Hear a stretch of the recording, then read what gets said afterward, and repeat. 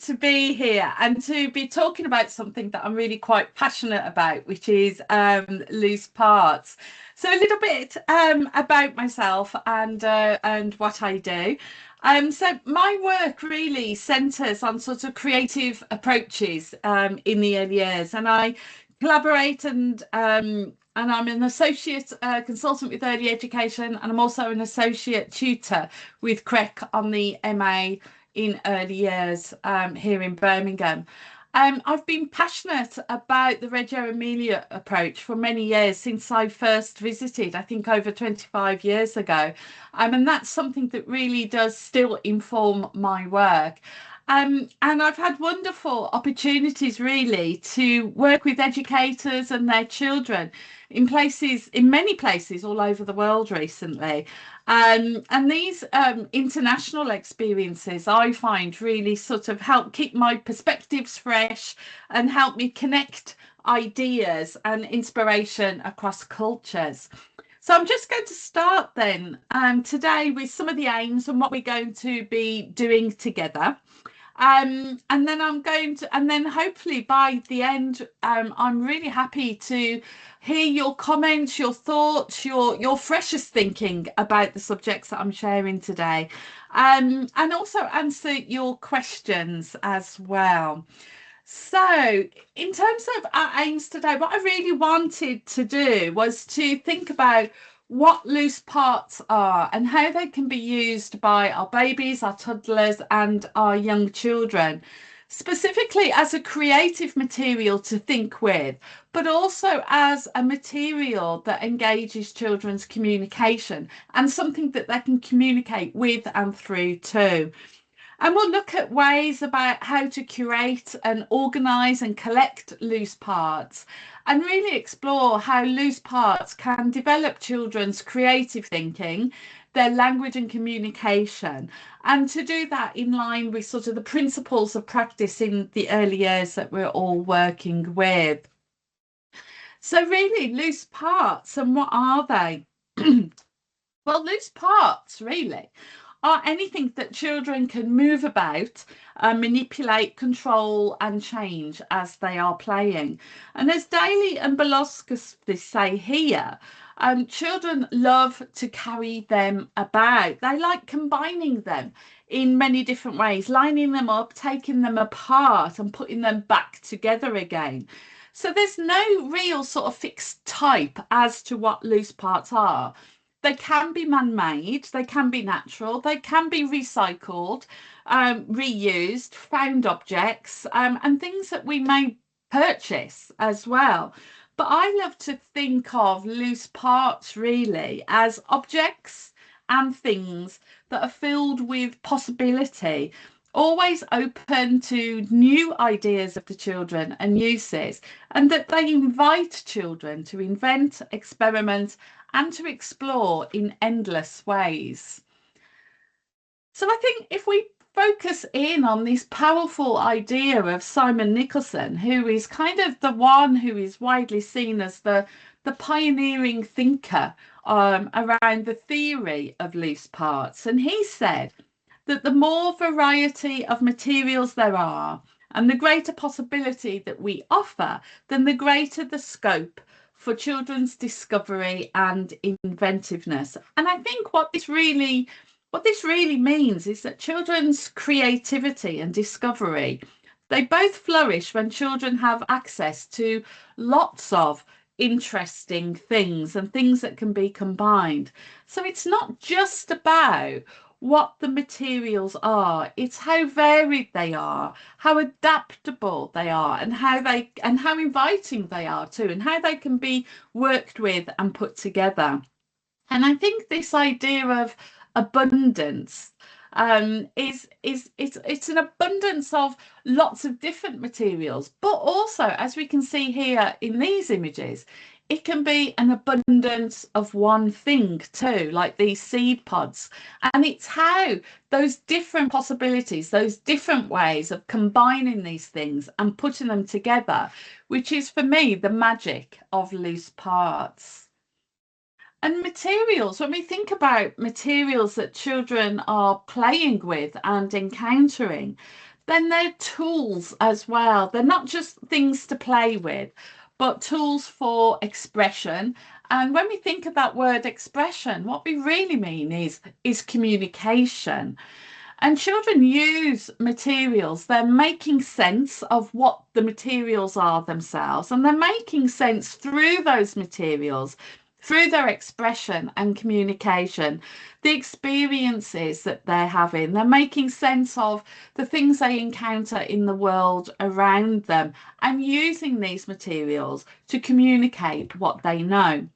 And so loose parts have really become, I think, over recent years, a strong part of children's language and communication, and a way for them to show us what they know, and what they have found out. And I think what we can, this idea of sort of communicating and thinking with materials is about being present and attuning to children's thinking and communicating with loose parts. And, when we think about that EYFS principle of positive relationships, then positive relationships really require opportunities to be listened to be noticed. And this, of course, enables our babies, our toddlers, and our young children to learn to be resilient and strong and independent learners. And we are recognizing at the same time that they are unique and capable, confident, and self-assured. And all of this is done through our positive interactions with children and our enabling environments. And that teaching and support from us as their educators who are responding to children's interests and needs. And this is why I talk a lot about how we are observing and what we are attuning to within within our observations of what children are doing with materials. And I think in the early years, we are very good at asking this question: what do the children do with the materials that we may have offered to them? And we're always looking at that, and we're very good at that. And in their book, Encounters with Materials, Laurie Kosher and the authors of that book also posed this second question, which I think is really interesting. They asked, what do the materials themselves do to the children? And I think this one is really interesting, because when we think about any kind of material that we might offer children, if we even think about a very ordinary piece of A4 paper, that piece of paper almost speaks to children of possibilities of what that material might do to them. It's almost as if that piece of paper is inviting children in different ways, perhaps to fold it, or perhaps to scrunch it up, or perhaps to tear it, or perhaps to draw on it with something, or perhaps to hold it up to their faces and feel it on their skin. And so materials are not just sort of passive waiting for children to do things to them. We can almost look at materials as being active and inviting children sort of possibilities of playing with them, of inventing with them, of creating with them. And I think we can use that sort of second question and think about how we might be choosing and curating materials.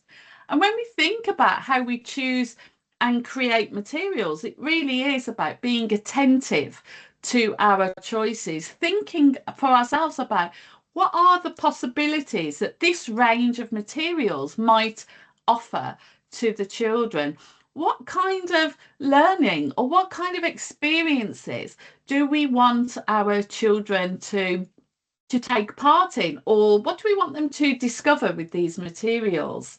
And I think this word curating is interesting too, because when we think about curatorial sort of experiences like museums and art galleries, then they are making choices about where to put sculptures or where to put pictures, what information to put out with those, because they're thinking about the audience and they are thinking about the kind of experience and the kind of things that they want the audience to develop and understand when they come into that space. And really, in a way, that's what we're doing with our enabling environments. We're thinking about the kind of experiences we want our children to have. So I'm really keen to explore with people how we can sort of increase our antennae and our attentiveness about our choices about the materials. And with loose parts, there are so many different kinds of categories of loose parts. They come in so many different forms.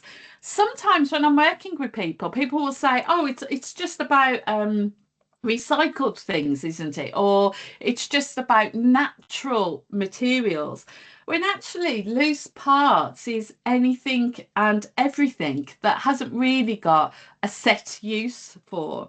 And so loose parts can come in many different forms. You know, here we've got fabric and we've got plastics, we've got natural materials, including wood, but also things that may have been thrown away in the bin, sort of different recycled kind of objects. And each material category will offer new possibilities. And really what it's about variety of things. It's about the texture and the possibilities that these things have. And I'm sure that when you, even if you are brand new to thinking about loose parts, you'll be able to go back into your setting and look around and go, yep, that's actually a loose part. We use it for this, but that is actually a loose part. You know, they are everywhere. They're surrounding us, including in our homes. Um, and the other thing about loose parts, it's also about what those loose parts do. And Simon Nicholson talked about variables in terms of loose parts. And often this bit doesn't get thought about, but the loose part, you know, the things that loose parts do, so how things move, or the different kinds of magnetic and different types of forces that are at play with various loose parts, light reflection, transformation, you know, how things transform, the malleability of things, and how things can be combined with this as well. And I think when we offer materials with these different kind of variables, then again, we're inviting even more opportunity for our children to experiment and investigate and create, but on their own terms. And I think these qualities of doing things on your own terms, making the choices for yourself, is what opens up possibility for rich communication as well as rich creative thinking for children. And so when we're choosing and curating these materials, some of the things that might be going through my mind when I'm looking at, you know, when I'm thinking about, well, what might these materials enable children to do are some of these. You know, I'm thinking about the different ways that materials can be used, combined or transformed. I'm thinking about the sensorial qualities that they might have, how something might feel, but also how something might sound as well. How materials fit together or go inside of each other. You can see in this picture here, we've got different circles, almost like concentric circles that can fit together in different ways. I'm thinking about how that material might be able to be combined with other things, but also changed and manipulated too. You know, can it be bent? Can it be shaped? Can it be stacked on top of one another? And I think each choice that we make is opening up to those possibilities for exploration. And once I've got a collection together of different kinds of materials, it's then that I begin to sort of anticipate and imagine what might, you know, what collection, what curatorial collection of materials might become a companion in children's learning. And I like this idea of a companionship of materials. It's like that, the friends, the relationship between the materials that we're offering children, but also the things that they might be learning about or with or through them. And it can be about anything and everything, really.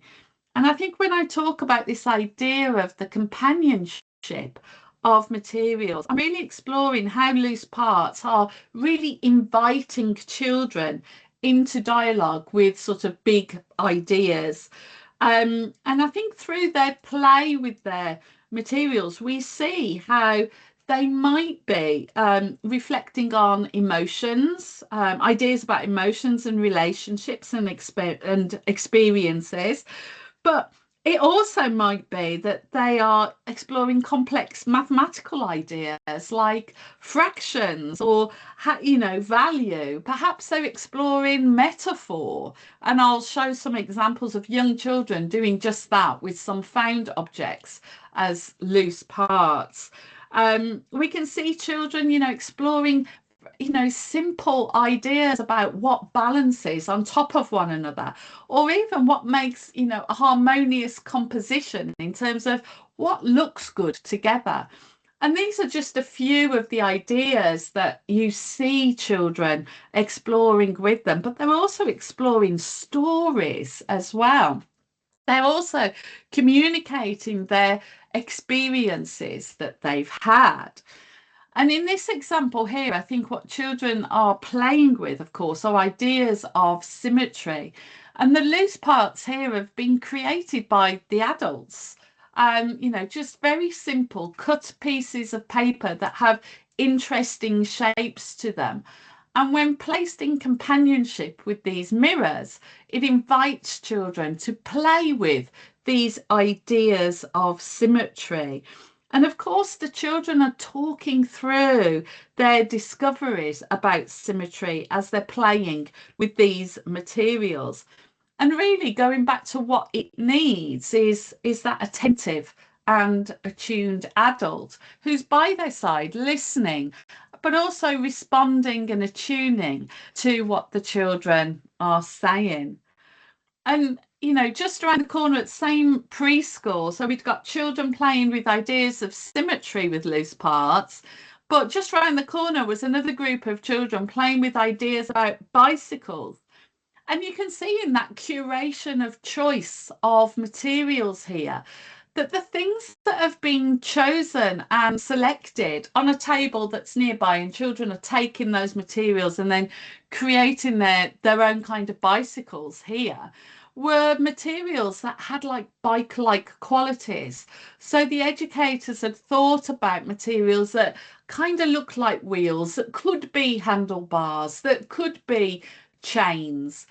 And what I really liked was that they'd got this model of a bicycle here, which was really rather charming. But they had also got a bicycle, one of the educators' bicycles that's been brought in, that the children had been exploring too. So they were able to go and touch and feel and think and talk together about bicycles. They were talking about them riding a bicycle, about their parents who might ride a bike as well, and then coming together to make their own imaginary kinds of bicycles out of the materials that had really been attentively curated by the adults and educators here. This is a lovely playful example from educators more closer to home over in Wolverhampton. They'd got a pet snail called Dave, and they had asked the children because the children had been talking about what they wanted to do when they grew up. And the conversation switched to, well, what about Dave? What about Dave? What does Dave want to do when he grows up? And these are some of the questions that were answered by the children through the loose parts. So we can see Dave the snail, who wants to be a robot, and that very careful selection of materials that are very like robot-like. We'd also got ideas about Dave wanting to run fast like them, and this sparked a whole sort of a whole way of looking at snails in different types of materials, in loose parts, but also in drawing too. And staying at that same nursery school, but thinking about loose parts on a very large scale and thinking about them outside. And I think what loose parts does is that it enables children to work together on a large scale. So here children are building aeroplanes, they're talking with one another about how they're going to do that. They're sharing their ideas with each other about what they need to make an aeroplane. They are, saying, pass me this part here. They're negotiating that space and how they're using those materials together too. And I just find it fascinating how that these parts might be an aeroplane today, but with the same group of children might be a train or a house or something completely different the next day. And so, really, with loose parts, what we're thinking about is how we are creating, collections of materials, both small scale and large scale, that are really captivating for children. Materials that really capture their sort of very natural sense of curiosity, and materials that are really appealing to their senses, and materials that without any kind of explanation can begin to be placed together in companionship together. And quite often we'll find that children are just pattern making with them, just organizing them, trying to find that sort of, oh, these things look nice together, lining things up perhaps in a very schematic way as well. And then we kind of, over time begin to hear the ideas that arise out of them. And that's their curiosity sort of kicking in, and then being able to communicate the source of their curiosity. But our youngest children are also deeply curious, and I think we see this with loose parts. And in this example here, we can see that deep curiosity of this baby who's holding this shell. And it's almost like she's asking non-verbally, what is this and what can it do?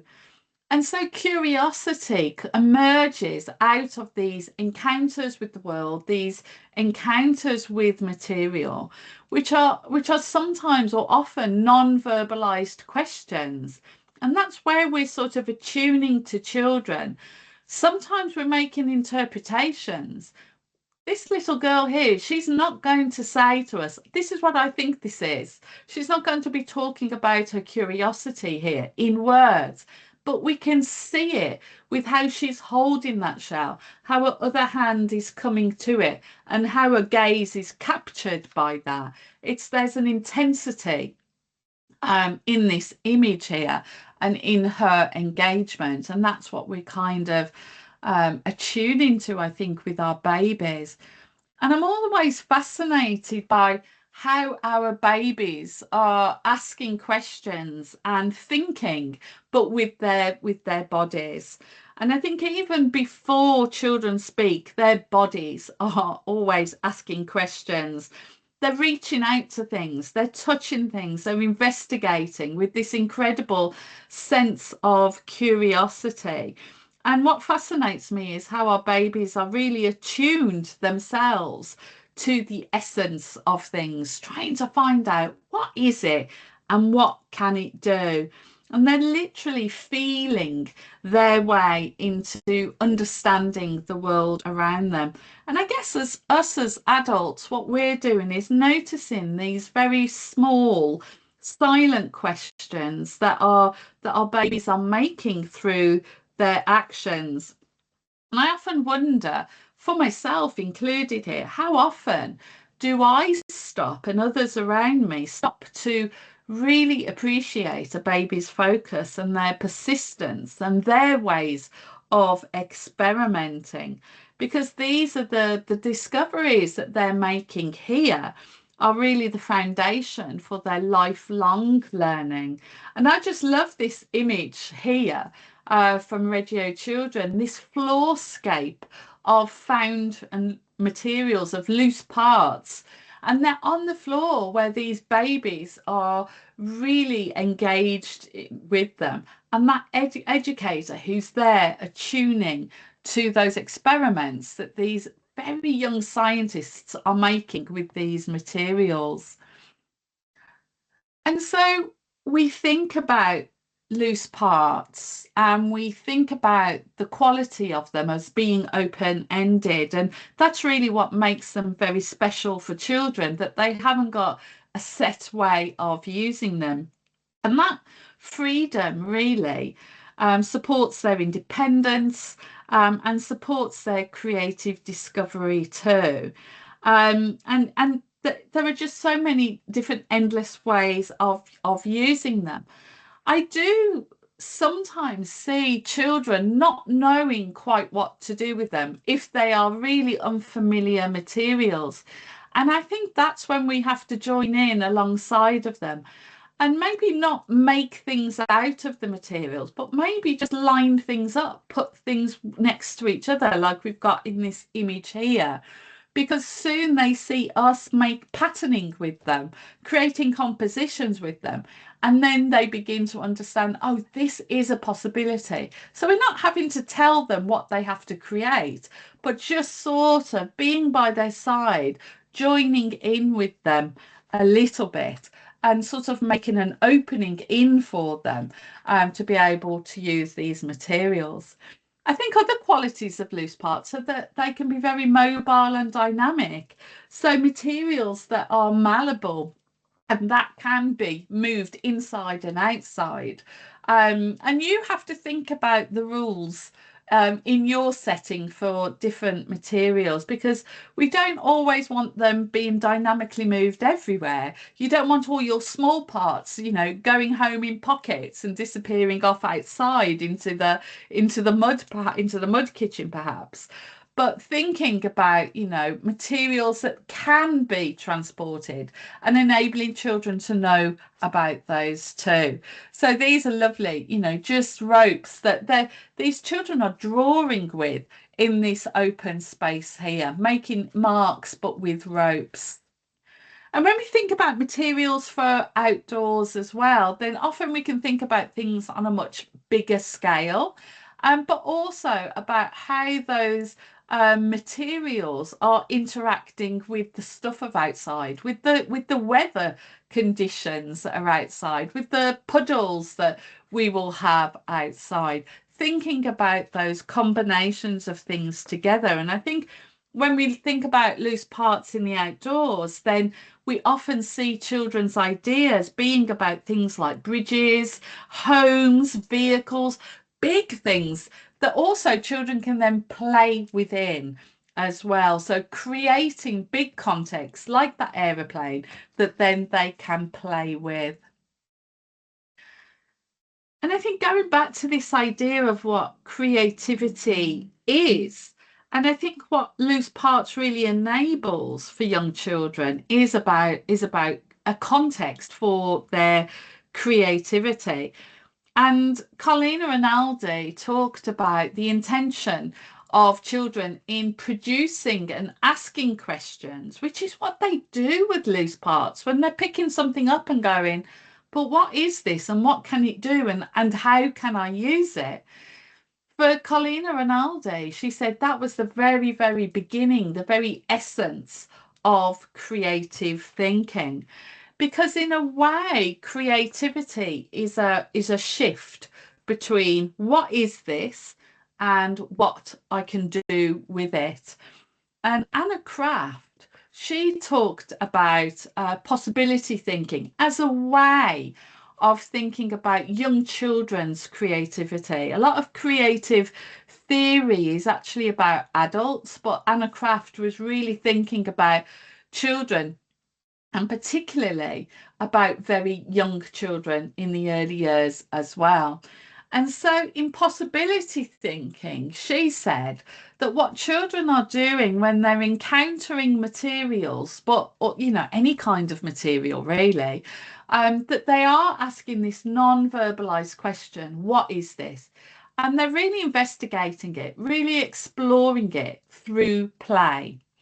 And we know that because when I'm talking to educators all of the time and practitioners, I'm always being told, yeah, look at the exploration here of this child. But sometimes we struggle to see when they're being creative. And when children are not like us as adults. We can't be creative all of the time because actually that would be quite exhausting. And we have these moments of creativity as adults, you know, sometimes, you know, those answers to the problems that we've got that come at unopportune times, just as we're going to sleep at 3 o'clock in the morning. You know, 3 o'clock in the morning, we might wake up with the answer to the question that we have. And in a similar sort of way, sometimes it's in the shower or something like when we're not thinking is when these things happen. And for Anna Craft, she said that children have this shift too, that they have this, you know, what is this material? And then it shifts into from exploration into sort of a more sense of pondering with that material, thinking about what it can be, what it can do, and what it can become. And it's almost as if they're now asking, okay, so now I know about what this material does. I wonder if I can use it to make a aeroplane or a bicycle, or to make it balance on top of something else. So it doesn't have to be particularly representative. But this shift, I think, is really interesting to be able to attune to be able to see when that is happening. And so, in thinking about our organisation of loose parts and thinking more practically about our loose parts, that they can be presented in many different kinds of way. I do think that when they're organised rather than just scattered about, that children can make more intentional choices about what they want to use. And I think, you know, making them look inviting, it's not about making them look pretty or just beautiful. It's just about organising them so that children can see them. And I don't think you have to invest in expensive things. I think in the catalogues, there's lots of lovely things that you can buy. You know, there are lots of baskets, there are lots of wooden containers.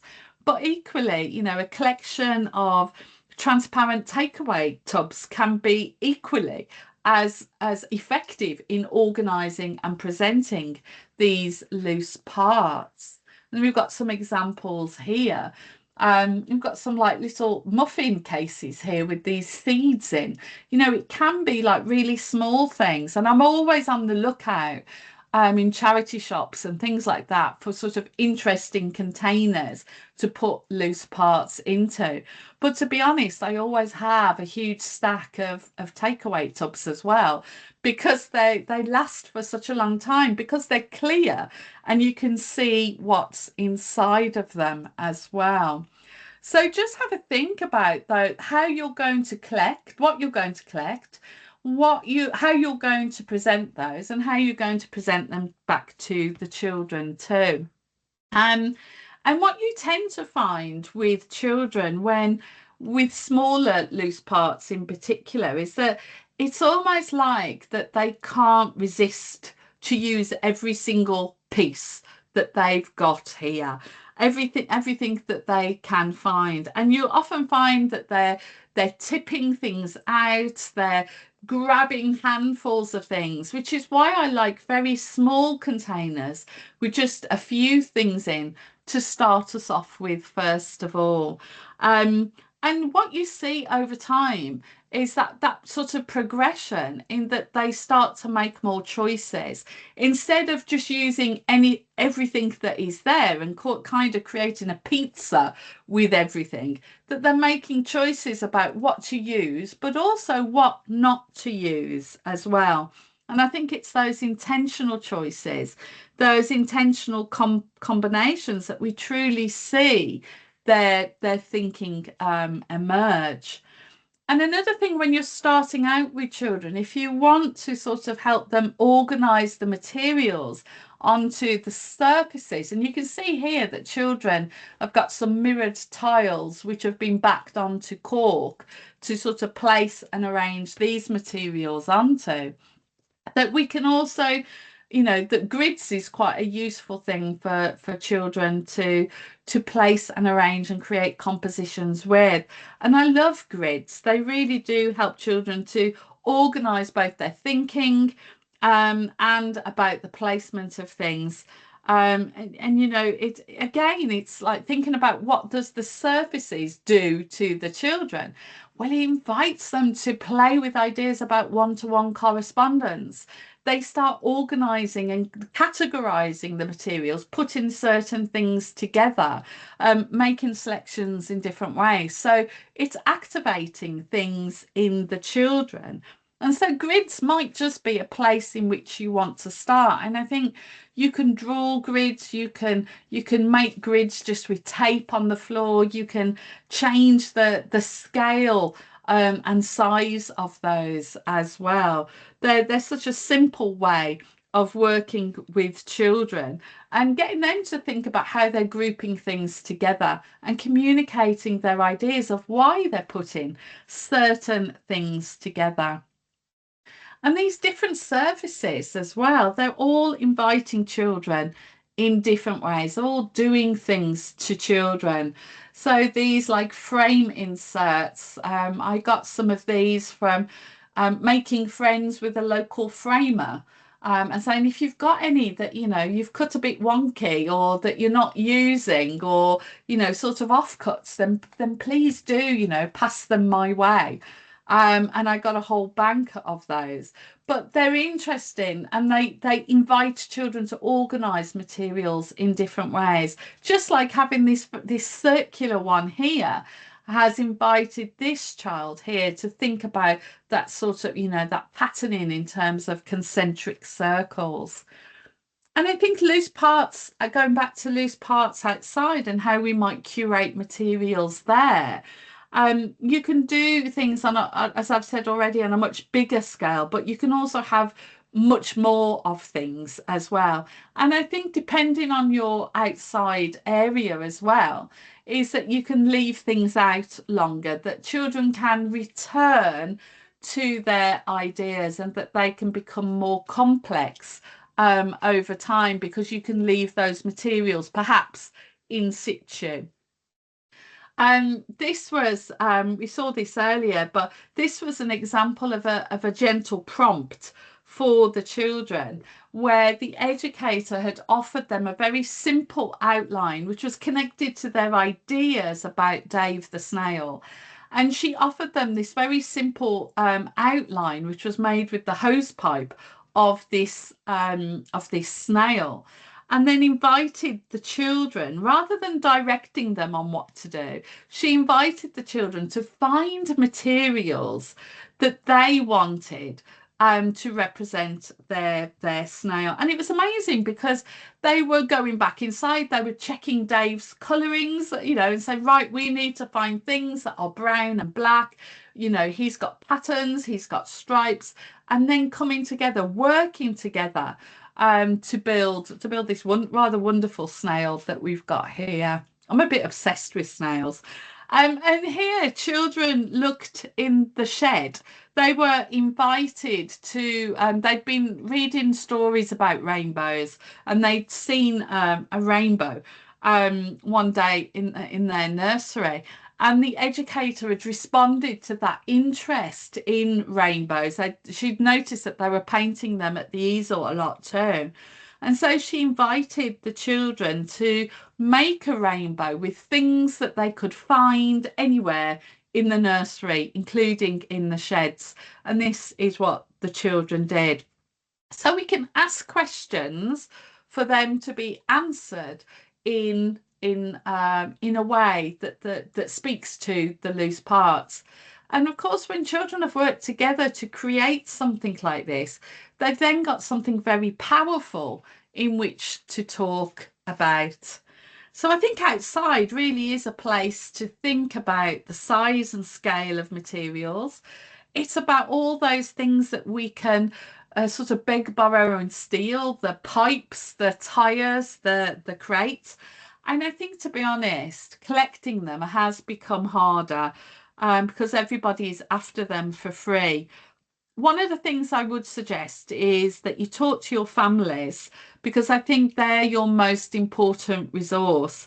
A teacher that I worked with recently in a school in Greenwich in London, she used her parent meetings to find out what jobs or what hobbies or where, the kind of places, the occupations of her families.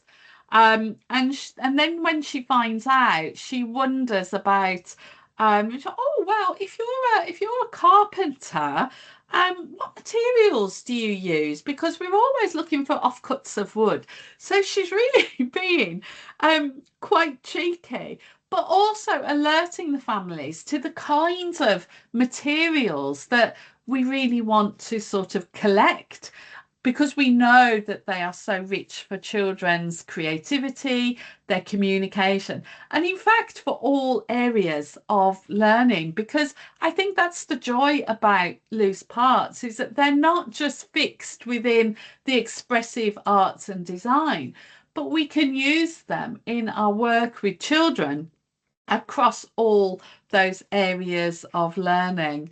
And I think when we're thinking about things outside, again, that idea of having an abundance of things is really important. And I think that's what we've got here. We haven't got one crate for children to fight over, but there's a real abundance of them. And that's really one of the things we want to, or an abundance of lots of different things, even. It doesn't have to be an abundance of the same thing. And in thinking about abundance, when we think about the seasons of the year and what's in abundance in nature, that we can think about those materials too and how they might connect and join together with other materials that we might have. So, for example, collecting sticks and leaves to then combine with clay or Play-Doh, perhaps. And I think, you know, the beauty of loose parts is that they are literally everywhere. And this was loose parts play, but without even thinking about it. So this mirror on the grass, which was reflecting the trees from above, the flower head that has been placed onto that, and how that baby is taking it apart, deconstructing it, almost again as if saying, what is this? What is it? And what can it do? So loose parts are everywhere. And loose parts can be combined with everything too. So I'm going to finish up really by thinking about loose parts and things, and finishing up with some more information about where you can find out and carry on your own research about loose parts. But here we've got sort of loose part, thinking about loose parts and light, whether, and I think when we think about light, we can be thinking about light if we've got overhead projectors, then that is brilliant. If we've got light boxes too, then that's fantastic. But it could also be like we have in this image that it's not an overhead projector, but it's a big standard lamp that is being projected, that the light is coming from. We can also do a lot with sort of torches as well. LED lamps. I'm a big fan of the little clip-on LED lamps that you can get from various Swedish furniture retailers.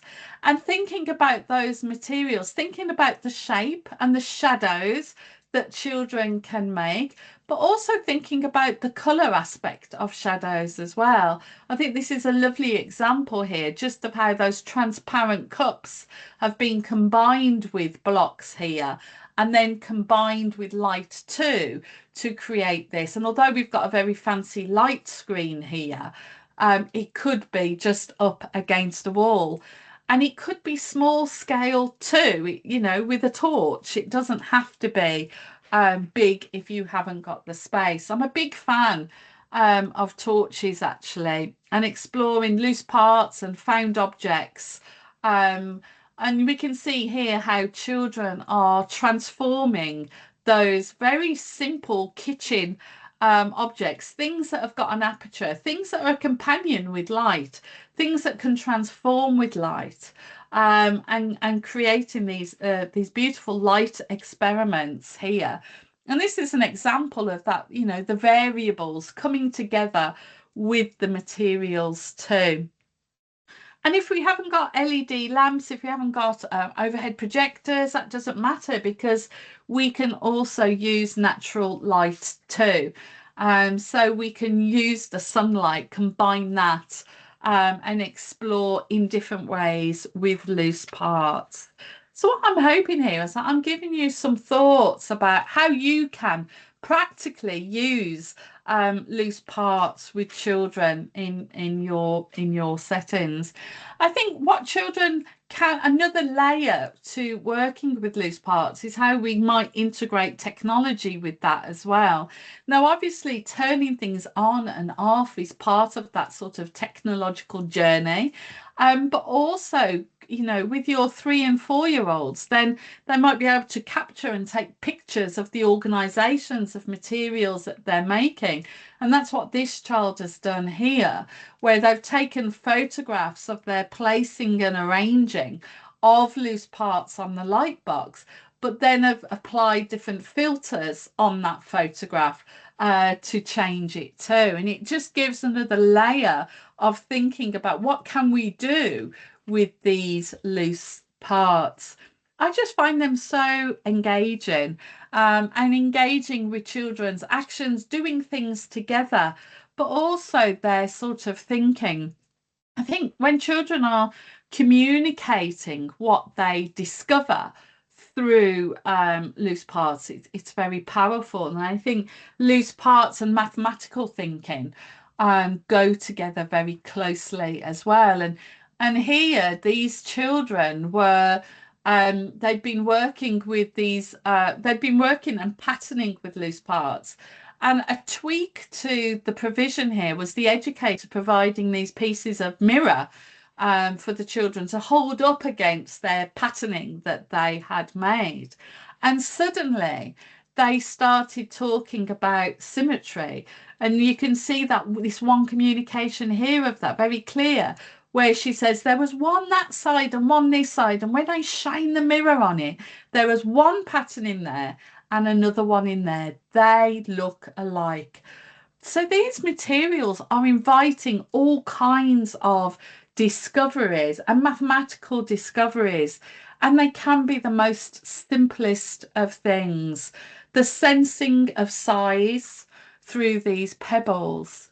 And we can think of all of those mathematical concepts, and think about how we might create that companionship of materials. So what materials might we use and curate and gather together for children to explore size, weight, or capacity? What kind of materials might we gather together to explore length and height, or representing number values? So this is a way of curating, but specifically for concepts around mathematical thinking. And I think when we think about loose parts, it's about these found objects as well, and what children can do with them in terms of how they transform them, or how they give them different kinds of identities.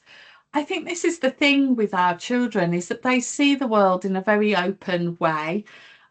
Perhaps as adults, we you know, cut some of those connections off. I think we are, maybe Ken Robinson always talked about how the process of educating and culturing children can really sort of diminish their creative thinking. But what we often find is that in looking at everyday sort of objects, that we can invite children to think about what else they might be, what else they might become. Sometimes I put I photocopy objects onto paper and invite children to draw over those. Sometimes they are transforming them with the loose parts or the actual objects themselves. And these examples from Radio Children are these kind of metaphors, visual metaphors that children have found. So the idea of a pair of scissors being like the teeth of a crocodile when compared with some combined here with some staples. How a corkscrew can, through withdrawing loose parts and drawing, can become what she called two knights with armor and a horse. And we can see that imagination coming into play here as she communicates her idea through words and drawing and from these objects. And again, these objects are inviting, they're doing things to the child here. Her simple clothes peg has been reimagined here as a horse. How these knives, these kitchen utensils, the knives, forks and spoon, have been turned into a clock, but a particular clock, a kitchen clock. It can show you the minutes for you to cook. It's a kitchen clock. A lovely idea shared by Pietro there. And this Parmesan cheese grater, which is now being used to think about how you might, if your name went through it, how your name then gets grated and comes apart in different ways. So all these sort of different ways of combining materials and using sort of visual metaphors in them.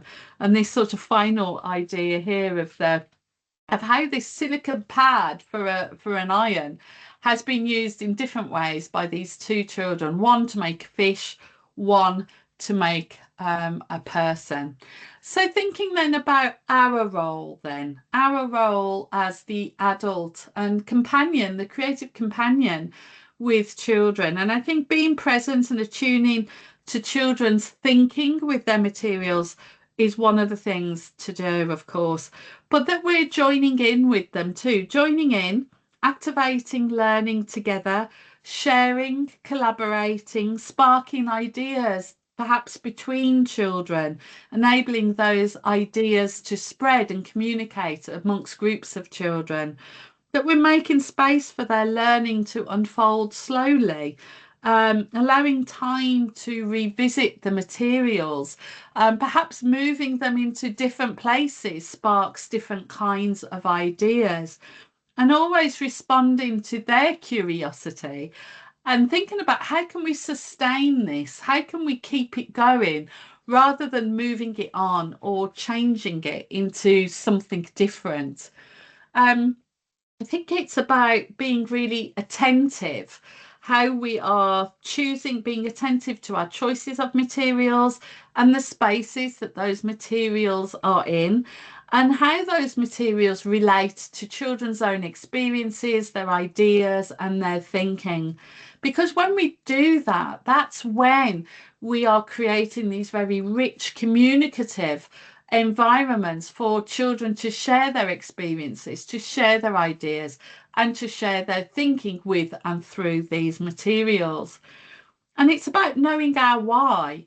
It's about thinking about the learning and development we want to encourage and to see.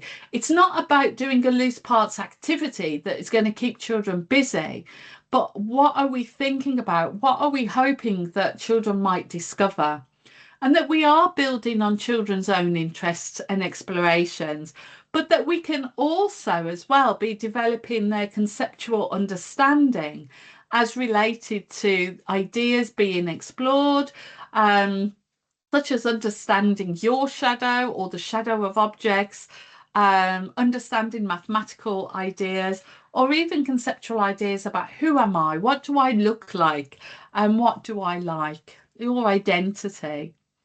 And so in finding and collecting loose parts, I think it really is it's a community effort.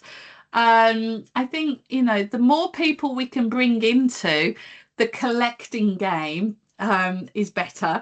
Families and friends, colleagues can be a surprising source of treasures, actually. And even a casual mention might turn up something really, really wonderful. And I think don't be shy about asking commercial contacts such as printers or carpet shops, local shops in your community. Sometimes they really love to support things that reuse and recycle materials, and they love to see, it creates a lovely context for you to go back to that shop with your children and say, look, this is what we did with your materials that you donated us. Of course, charity shops, jumble sales, but also I often find myself just, looking in plumbing and DIY stores, just looking at the electrical shelves or the gardening sections, just looking at objects and thinking about what else they could be in the hands of children. And of course, we have in Birmingham the scrap store as well. So, do make, of the details are there. So do make a trip over to there and see the things that they are collecting too. But I think, as ever, it's about being specific about what it is that you're trying to collect.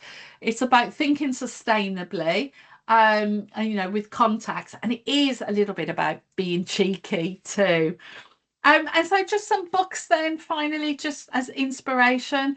This is an older book. It's not in print anymore, but sometimes you can still find copies of it on places like Amazon. Um, but this book really is about that whole adventure of gathering materials with the children's families, bringing them in, and categorizing them. What have we got here? It's quite an old book, but it really is quite a beautiful book that shows a whole year's journey of learning with found materials, loose parts, or beautiful stuff, as they called it. There is a newer edition of that book, but it's quite hard to get a hold of. Sometimes you'll see it advertised here. Otherwise, it's a case of having to import it over, which is quite expensive. But other books that there are the loose parts books. By Lisa Daly and Miriam Belagoski.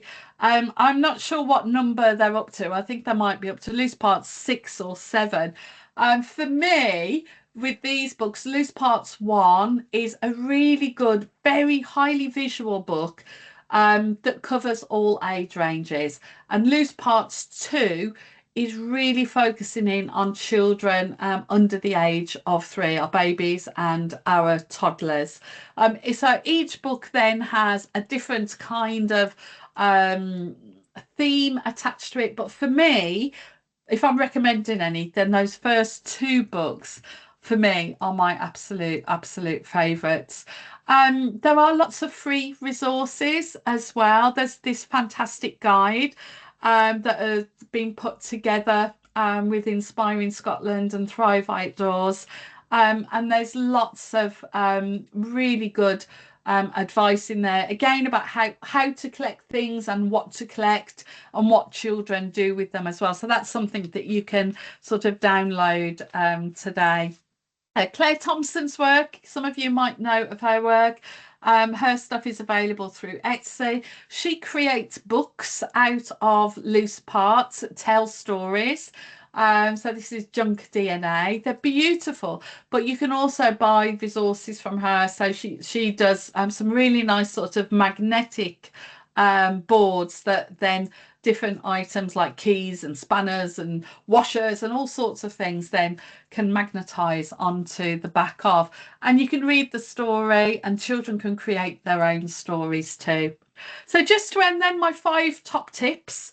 I think, when I'm thinking about ending and thinking, right, what would be my 5 top tips here? I think mirrors are, something that you can find again in charity shops. I tend to only use ones that have got toughened glass within them, but they offer so many possibilities for children of playing with. It's like another variable, using different kinds of materials on there, playing with ideas about reflection and symmetry, doubling up things and transforming spaces as well. So loose parts and mirrors, magnets. I think, you know, some of these excuse me. As we've just seen in some of Claire's work here, you know, using with very small loose parts on magnetic surfaces, but also thinking about sort of notice boards. You can get a lot of magnetic notice boards and the things that children can put together with them. So thinking about how materials can be combined with that force of magnetism. Thinking about my top tip number 3 is the seasonality of materials. I adore autumn because of all the different, you know, the same shape leaf but in different colours. And just having like a visual feast of a buffet of natural materials. It might be twigs that are all cut into the same size, but you might have red twigs and brown ones and black ones and different shades and different types. So really thinking about the beauty that is inherent in seasonal materials and how light transforms materials too. It's not always about having a light box, that's lovely, but it can also be that simplicity of a torch or taking something transparent outside on a particularly sunny day and suddenly realizing that we can create some really amazing effects with these loose parts. And every time we create something amazing with children that is unexpected, something that is different, then that gives us that all important opportunity to talk, to simply talk about what we've discovered, to talk about what we've created, to talk about what we've found out, and to share our ideas with one another. And I think my top tip then is really about trusting in your children's curiosity and trusting in their imagination too. They can take the most everyday of materials like these pens and scissors that they found in the office, and with their curiosity, they can imagine different things, they invent different worlds, and they create thousands and thousands of different ways to discover and communicate what they know about the world.